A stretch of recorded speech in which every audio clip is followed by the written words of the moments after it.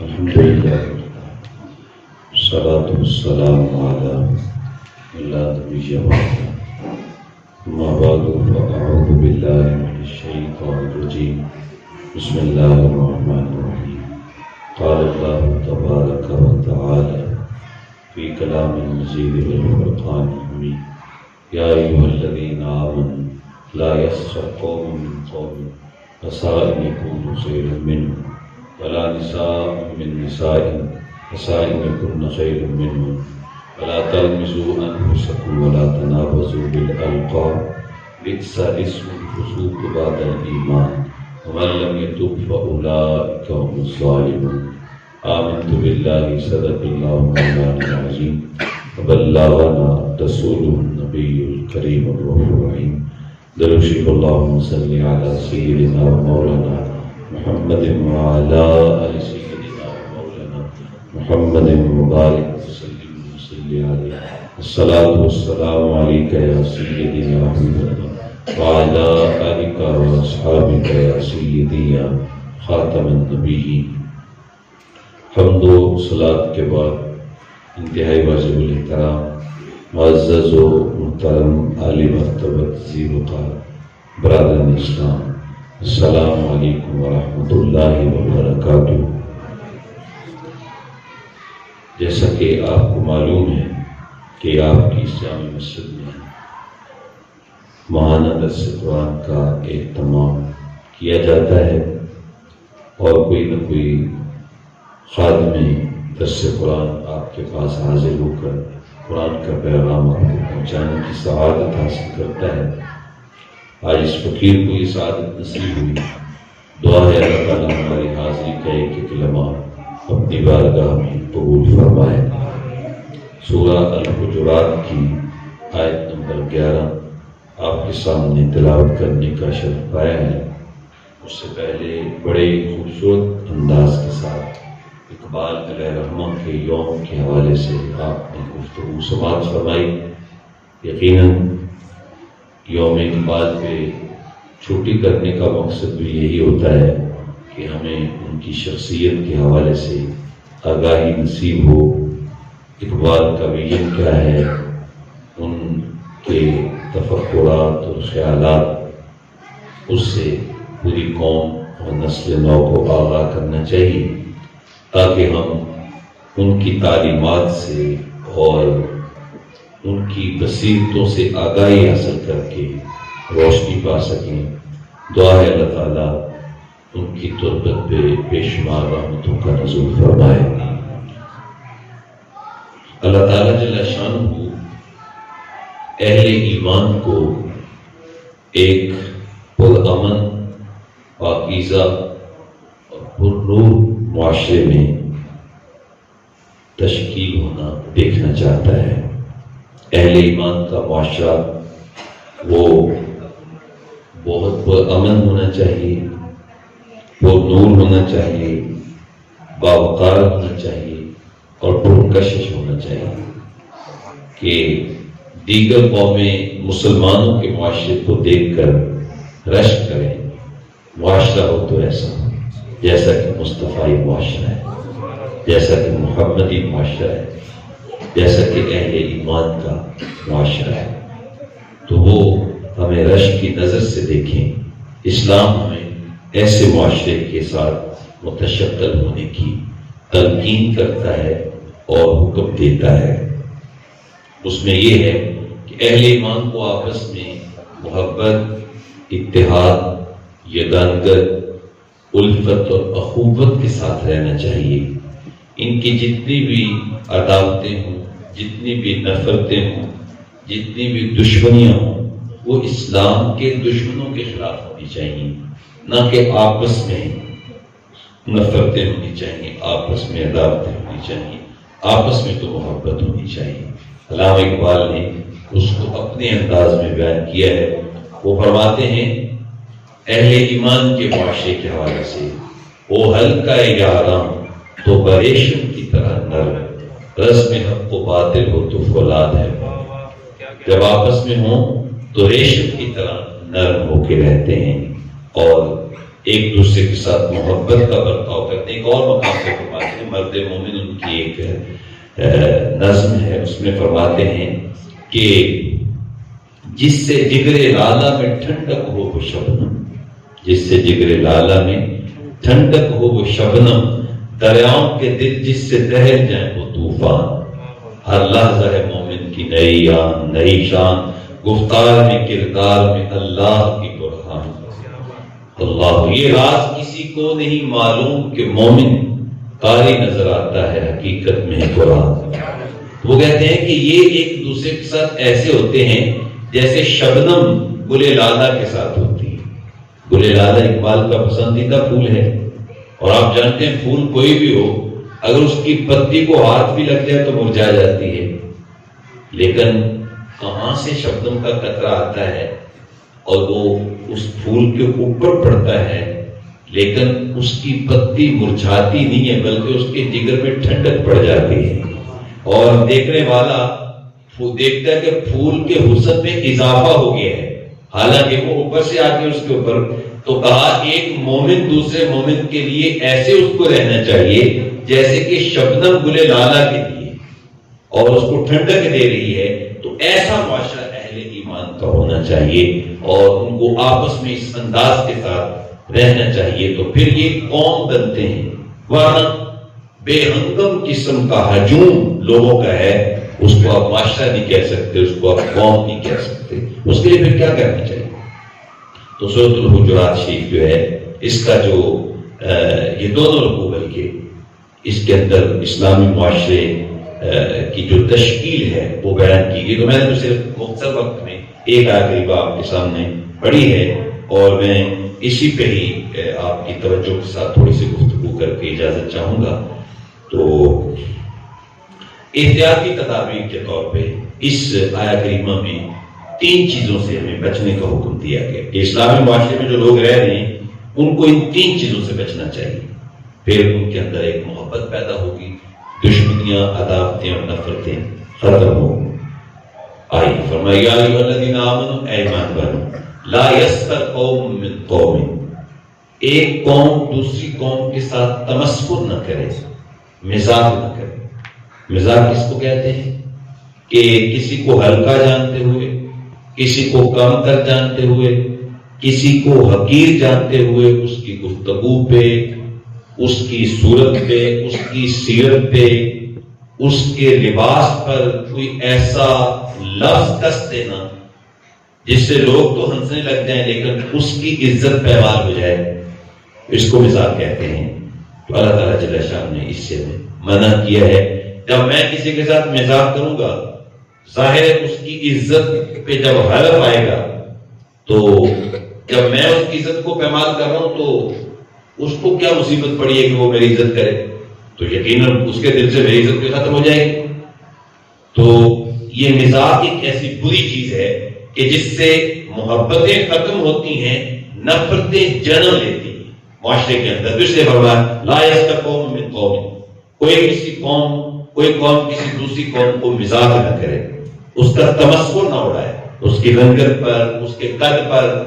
قد چھوٹا ہے، ٹھنگنے قد والا آ رہا ہے، رنگت اس کی سامری ہے تو یہ کالے رنگ والا آ رہا ہے، اور کالے رنگ والے اس طرح کہہ کے اس کو پکارنا۔ کسی کی ناک بدی ہے، بدی ناک والے، وہ فلاں آنکھ والے، وہ کان تمہارا ایسے ہے۔ یہ مزاح کے الفاظ اس طرح بولے جاتے ہیں، اور یہ چلتا رہا ہے ماضی میں بھی۔ حضرت لقمان حکیم، یہ عیب جب ہم کسی کی صورت میں عیب دیکھ کر اس کا مزاح اڑاتے ہیں تو یہ اس پر عیب نہیں ہوتا، حقیقت میں بنانے والے پہ عیب ہوتا ہے۔ وہ حضرت لقمان حکیم بڑا نام ہے، اللہ تعالیٰ ان کو حکمت عطا فرمائی۔ فرمایا وَلَقَدْ آتَيْنَا لُقْمَانَ الْحِکْمَةَ، ہم نے لقمان کو حکمت و دانائی عطا فرمائی۔ جب حکمت و دانائی دی تو اتنا پیار آیا، ان کے نام کی پوری صورت بھی قرآن میں نازل فرما دی۔ تو حکیم و دانا شخص، لیکن اللہ جل شانہ کی شان ہے، رنگ ذرا سانولا تھا، تو کس نے کہا بھدے چہرے والے، تو حضرت لقمان بھی حکیم و دانا تھے، تو کہنے لگے کیا تو نقش پہ عیب لگا رہا ہے یا نقاش پہ عیب لگا رہا ہے؟ یعنی تو میری صورت کی بات کر رہا ہے، صورت بنانے والے پہ اٹیک کر رہا ہے، تو کہاں تک یہ بات جاتی ہے؟ تو اس لیے اس سے منع کر دیا گیا یا ایھا الذین آمنوا لا یسخر قوم من قوم، کوئی قوم کسی دوسری قوم سے مذاق نہ کرے، عسیٰ ان یکونوا خیرا منہم، ہو سکتا ہے جس کا مذاق اڑایا جا رہا ہے وہ مذاق اڑانے والے سے بہتر ہو، اس کی صورت تو اتنی خوبصورت نہیں ہے لیکن جو مذاق کر رہا ہے اس کے دل سے اس کے دل میں ہو سکتا ہے تقویٰ زیادہ ہو سکتا ہے اس کے دل کو قرب الہی زیادہ نصیب ہو چکا ہو، تو پھر یہ تو اس سے اچھا ہوا، اس کا باطن روشن ہے۔ تو لہذا کسی بھی ایسی وجہ سے کسی کا مذاق جو ہے وہ نہیں اڑانا چاہیے۔ وَلَا نِسَاءٌ مِّن نِّسَاءٍ، اور نہ ہی عورتیں دوسری عورتوں کا مذاق اڑائیں، عَسَىٰ أَن يَكُنَّ خَيْرًا مِّنْهُنَّ، یہ نہیں ہے کہ بس یہ احکامات صرف مردوں کے لیے ہیں، جیسے مردوں کے لیے ہیں ویسے عورتوں کے لیے بھی ہیں، جیسے مردوں کو مذاق سے منع کیا گیا ایسے عورتوں کو بھی مذاق سے منع کیا گیا۔ تو عَسَىٰ أَن يَكُنَّ خَيْرًا مِّنْهُنَّ، ہو سکتا ہے جن عورتوں کا مذاق اڑایا جا رہا ہے وہ بہتر ہوں ان سے جن کا مذاق جو مذاق کر رہی ہے۔ تو لہذا بالکل یہ اس کے اوپر پابندی لگا دی گئی، کسی کو حقیر جانتے ہوئے کمتر جانتے ہوئے اس کا مذاق اڑانا، اس کی صورت پر، اس کی گفتگو پر، اس کے انداز پر، تو یہ اس سے سختی کے ساتھ منع کر دیا گیا۔ اس کے ساتھ ایک ملتا جلتا عمل ہے مزاح کا۔ مزاح کیا ہوتی ہے؟ مزاح یہ ہوتا ہے کہ آپ ماحول کے اندر کوئی ایسی بات کر دیتے ہیں کہ کسی کا دل تو نہیں دکھتا، کسی کا مزاج نہیں ہوتا، لیکن وہ بات ایسی شگفتہ ہوتی ہے اور شگفتہ ہوتی ہے کہ ماحول میں ایک خوشی کی لہر دوڑ جاتی ہے، ماحول میں تازگی پیدا ہو جاتی ہے۔ تو یہ مزاح جائز ہے جب تک کہ اس میں جھوٹ نہ ہو، کہ اس سے ماحول کو خوش کرنے کے لیے، پر مسرت بنانے کے لیے مزاح جائز ہے اور مزاح حرام ہے، وہ جائز نہیں ہے۔ مزاح کی تو صورتحال یہ کیا کہ اسلام صحابہ کرام سے مذاق کر لیتے تھے اور بعض صحابہ حضور سے مذاق کر لیتے تھے، تو وہ جائز ہے، لیکن وہ بھی اتنا ہونا چاہیے جتنا آٹے میں نمک ہوتا ہے، اس سے زیادہ نہیں ہونا چاہیے۔ یہ نہیں کہ سارا دن مذاق میں لگے رہیں جیسے بعض لوگوں کا طریقہ ہے، تو ایسا نہیں، وہ آٹے میں نمک کے برابر ہونا چاہیے۔ تو صحابہ کرام حضور سے، میں صرف ایک مثال تھوڑی سی آپ کو دینا چاہتا ہوں۔ حضور کے ایک صحابی تھے، وہ حضور سے عملی مذاق کر لیتے تھے۔ ایک مرتبہ انہوں نے ریڑھی والے سے پھل لیا اور لا کیا کرتے ہیں اسلام کی بارگاہ میں پیش کر دیا۔ حضور بڑے خوش ہوئے کہ یہ میرا خادم ہے، غلام ہے، اس نے مجھے پھل پیش کیا ہے۔ حضور نے کھا لیا، صحابہ کرام نے تقسیم بھی کیا۔ وہ دو تین دن جب گزرے نا تو وہ ریڑھی والے کے پاس سے گزرے تو اس نے کہا یار وہ پھلوں کے پیسے تو دے دو مجھے۔ اس کو پکڑا اور حضور کے پاس لے کے چلے گئے۔ حضور کو جو پرسوں پھل کھایا تھا اس کے پیسے تو دے دوں۔ تو آقا کریم فرمائے یار تو نے مجھے تحفہ نہیں دیا تھا، تو نے میری بارگاہ میں نذرانہ پیش نہیں کیا تھا۔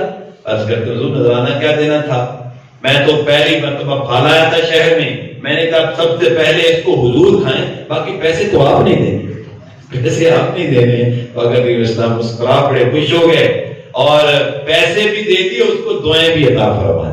تو یہ ہے مذاق، یہ جائز ہے۔ مذاق جو ہے وہ ناجائز ہے، اور مذاق بھی اس حد تک جائز ہے کہ اس میں جھوٹ نہ ہو۔ جیسے ہمارے لیے کامیڈی والے ہیں جن کو آپ دیکھتے ہیں، اور یہ ٹک ٹاک پہ جو لوگ مذاق کر رہے ہوتے ہیں وہ ہر بات ان کی جھوٹ ہوتی ہے۔ تو جو جھوٹ ہے اس کی الگ وہ ایک نفرت ہے جھوٹ سے۔ تو یہاں تک کہا گیا کہ جب کوئی بندہ جھوٹ بولتا ہے تو فرشتہ ایک میل کی مسافت تک رحمت کا فرشتہ اسے دور بھاگ جاتا ہے، اتنی اس کی بدبو ہے، اتنی اس کی سمیل ہے۔ تو لہٰذا مذاق بھی اسی صورت میں جائز ہے جب کہ ہم اس کو حقیقت پہ مبنی کریں۔ تو مذاق سے منع کر دیا گیا۔ آیت قوم من قوم عسىٰ أن يكونوا خيرا منهم ولا نساء من نساء عسىٰ أن يكن خيرا منهم ولا تلمزوا أنفسكم، فرمایا ایک دوسرے کو عیب نہ لگاؤ۔ یہ دوسری چیز معاشرے کو خوبصورت بنانے کے لیے اور معاشرے سے نفرتیں ختم کرنے کے لیے، پیار پیدا کرنے کے لیے احتیاطی تدبیر، جیسے آج کل کہہ رہے ہیں سموگ آئی ہوئی ہے جناب، احتیاطی تدابیر اختیار کریں جناب، آپ یہ کریں وہ کریں، مختلف چیزیں، تو یہ بھی احتیاطی تدابیر ہیں معاشرے کو خوبصورت بنانے کے لیے۔ دوسری یہ ایک دوسرے کو عیب نہ لگاؤ، اس کے نسب کی وجہ سے، اس کی کوئی پرانی غلطی کی وجہ سے اس کو پکڑ کے بیٹھتے ہیں کہ جناب وہ اب آ گیا نماز پڑھنے کے لیے، پہلے نہیں آتا تھا، تو شروع ہو جائیں جناب بلی سو کچو کہا تو اب حج کو چلی، اس طرح کی باتیں کرنا اور لوگوں کو جو ہے وہ عیب دینا، تانا دینا۔ تو اسلام اس چیز سے سختی سے ہمیں منع کرتا ہے. وَلَا تَلْمِزُوا أَنفُسَكُمْ. اللہ جوڑے پہ غور کریں. وَلَا تَلْمِزُوا أَنفُسَكُمْ. اپنے آپ کو تانا نہ دو. حالانکہ تانا تو یہ شخص دوسرے کو دے رہا ہے، لیکن قرآن کہتا ہے اپنے آپ کو تانا نہ دو، اپنے آپ کو عیب نہ لگاؤ. جو علماء نے اس پہ دو باتیں کی. پہلی بات یہ ہے کہ جب میں کسی کو عیب لگاتا ہوں تو اللہ فرماتا ہے یہ کوئی غیر تو نہیں ہے، تمہاری قوم کا ہی فرد ہے، یہ تمہارا اپنا ہی تو ہے، یہ تمہارے نبی کا غلام ہی تو ہے، یہ امنا کے لال کو امتی تو ہے. لہذا اس کو عیب لگانے کا مطلب ہے کہ تم اپنے آپ کو عیب لگا رہے ہو. اس کو تانا دینے کا مطلب ہے تم اپنے آپ کو تانا دے رہے ہو. ایک معنی. دوسرا معنی یہ ہے کہ جب تم اس پہ عیب لگاؤ گے تو وہ کیا خیال ہے آگے سے تمہیں دھول پیش کرے گا. یقیناً وہ بھی کوئی جھوٹا موٹا کوئی عیب تمہارے پر بھی لگا دے گا. تو لہٰذا وہ جو تمہارے اوپر عیب لگا رہا ہے اس کا مطلب اس کا سبب تم خود ہی بنے. اس لیے فرمایا وَلَا تَلْمِزُوا أَنفُسَكُمْ. اپنے آپ پر عیب نہ لگاؤ. اور بلکہ اگر عیب کا تمہیں لطف لینے کا ذوق ہو ہی، وہ لوگ لطف لے لے کے عیب بیان کرتے ہیں اور بعض کہتے ہیں جی میں تو بڑا سیدھا ہوں جی، میں تو لوگوں کے منہ پہ ان کا عیب بیان کر دیتا ہوں. یہ کون سا تیر مارا ہے تم نے بھائی؟ عیب تو چھپانے کا حکم دیا گیا. آقا کی صلی اسلام نے ارشاد فرمایا من ستر مسلما سترہ اللہ یوم القیامہ. فرمایا جو بندہ کسی مسلمان کے عیب کو دنیا میں چھپاتا ہے کل قیامت کے دن اللہ اس کے عیبوں میں پردہ ڈال دے گا. یا تو حکم دیا جا رہا ہے چھپانے کا اور تم کہتے ہو میں بڑا سیدھا ہوں، میں تو جناب منہ پہ بیان کر دیتا ہوں. یہ بہادری نہیں ہے. تو فرمایا کہ وَلَا تَلْمِزُوا أَنفُسَكُمْ. ایک دوسرے پر عیب نہ لگاؤ. اگر شوق آ ہی گیا ہے عیب دیکھنے کا، اگر شوق عیب سے لطف لینے کا ہے ہی، تو پھر بزرگ فرماتے ہیں اپنے عیبوں میں جاؤ، اپنے عیبوں میں دیکھو اور اپنے اندر جھانک کے دیکھو اور اپنے عیبوں کو تلاش کرو. اور پھر یاد رکھو جب تم اپنے عیبوں کو تلاش کرو گے تو وہ کیا کسی نے کہا تھا کہ نہ تھی جب اپنے حال کی خبر، نہ تھی ہمیں جب اپنے حال کی خبر، دیکھتے رہے اوروں کے عیب و ہنر، پڑی جب اپنی عیبوں پہ نظر تو نظر میں کوئی برا نہ رہا. تو پھر نگاہ میں کوئی برا نظر ہی نہیں آئے گا اگر ہم اپنے عیبوں کو دیکھیں گے. اچھا اگر یہ مزاج بنا لیا کہ اپنے عیب دیکھ رہے ہیں، اور اس پہ خوبصورت حدیث بھی سن لو. آقا کی میرے اور آپ کے آقا کا فرمان ہے، حضور نے ارشاد فرمایا طوبا خوشخبری ہے، جنت کا عظیم مقام ہے اس شخص کے لیے لمن یشغلہ عیبہ عن عیوب الناس. وہ آدمی جو اپنے عیبوں کو دیکھنے کی وجہ سے دوسرے لوگوں کے عیبوں سے بے خبر رہا تو محمد فرماتے ہیں میں اس کو جنت کی خوشخبری عطا فرماتا ہوں صلی اللہ علیہ وآلہ وسلم. جو اپنے عیب کو دیکھ رہا ہے لیکن اوروں کے عیبوں پر پردے ڈال رہا ہے تو فرمایا جنت میں ایک مقام ہے طوبا، اللہ تعالیٰ میرے اس غلام کو وہ مقام عطا فرمائے. اس لیے ولا تلمزوا انفسکم، ایک دوسرے کو عیب نہ لگاؤ. تیسری بات ولا تنابزوا بالالقاب، ایک دوسرے کو برے ناموں سے نہ پکارو. ایک دوسرے کو ایسے نام، تنابز بالالقاب اس کا ایسا نام جس کو پسند نہیں کرتا، الٹا نام جیسے ہوتا ہے. کیا ویسے ہی کسی کو کہہ دینا ہو گدھے، او فاسق، او کافر، معاذ اس طرح کے لوگ لفظ استعمال کر لیتے ہیں. حتیٰ کہ بعض جاہل ماؤں کو دیکھا کہ وہ اپنے بچوں کے لیے لفظ استعمال کر لیتے ہیں. اور بعض ہم جیسے سادے بے سمجھ استاد بھی بس اوقات بچوں کے لیے، طلباء کے لیے لفظ ایسے استعمال کر لیتے ہیں اور بچہ اندر سے ناراض ہو ہوتا ہے، یار استاد نے مجھے کیسے لفظ سمجھا دیا، میرا نام گدھا رکھ دیا، میرا نام فلاں رکھ دیا، یہ کر دیا وہ کر دیا. تو ایسا نام جس کو وہ ناپسند جانتا ہے وہ نام نہیں لینا چاہیے. فرمایا کہ ولا تنابزوا بالالقاب، برے ناموں کے ساتھ ایک دوسرے کو مت پکارو اور ایک دوسرے کو ایسے لقب سے نہ پکارو جس کو وہ ناپسند جانتا ہے. بندے کو پتہ چل ہی جاتا ہے کہ یہ اس لفظ کو پسند نہیں کرتا تو لہذا وہ لفظ اس کے لیے نہیں بولنا چاہیے.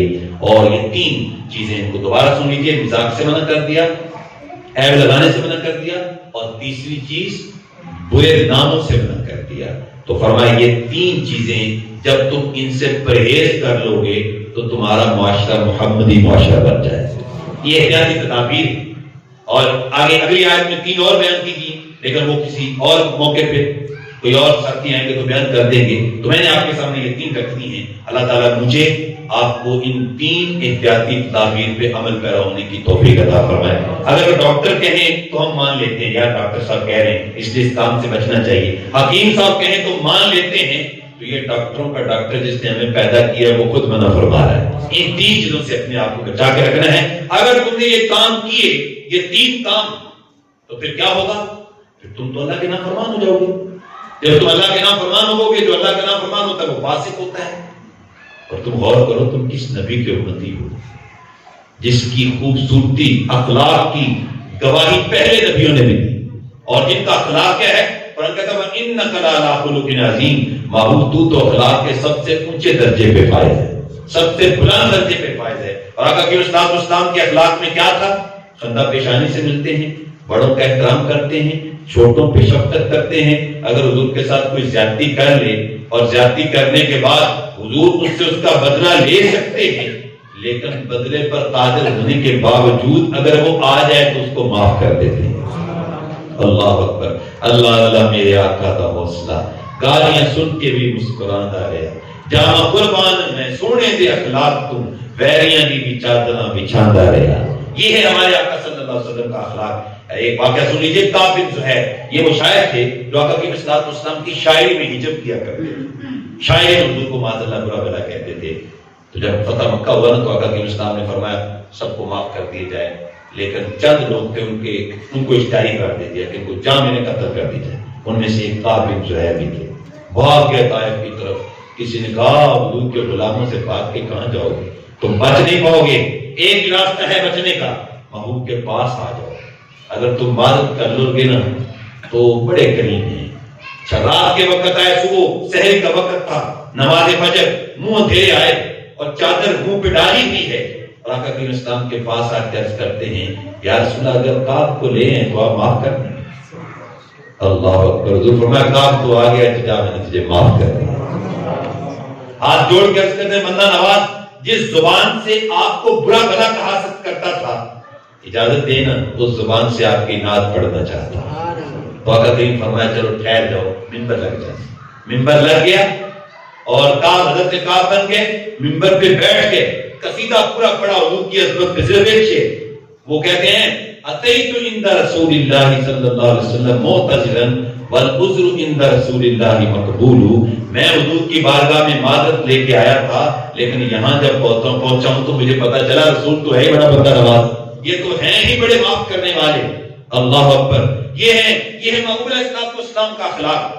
تو حضور کا اخلاق ہمیں اپنانے کا حکم دیا گیا اور ان بد اخلاقیوں سے بچنے کا حکم دیا گیا۔ تو فرمایا اگر تم نہ بچے تو تم نافرمان ہو جاؤ گے، اور جو نافرمان ہوگا وہ فاسق ہوگا، اور تم میرے محبوب کے غلام ہوگے پھر فاسق کہلاؤ۔ بئس الاسم الفسوق بعد الایمان، میرے نبی پر ایمان لانے کے بعد فاسق کہلانا کتنی بڑی بری بات ہے اور افسوس کی بات ہے۔ ومن لم یتوب، اور جو باز نہ آیا، اولئک هم الظالمون، تو فرمایا اللہ کی نگاہ میں وہ ظالم ہے۔